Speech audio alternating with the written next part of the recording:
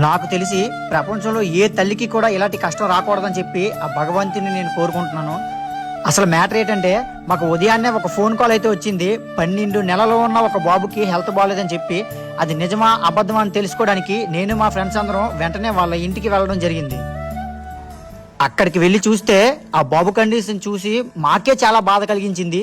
అలాంటిది ఆ తల్లిదండ్రులు ఆ బాధని ఎలా తట్టుకోగలిగారో ఆ భగవంతుడికే తెలియాలి. అయాన్ తేజ్ 12 నెలలు ఉన్న ఒక బాబు పుట్టిన 4 నెలలకే తన కంటి చూపు అయితే కోల్పోయాడు. అయినా ఆ తల్లిదండ్రులు ఓర్చుకోగలిగారు.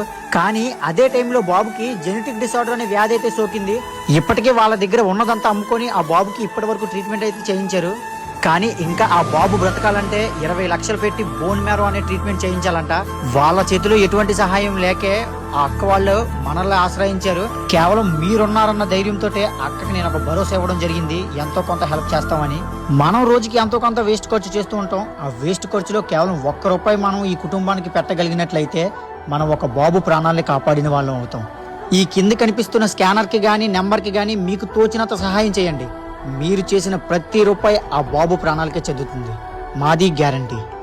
Donate money, save life. Thank you.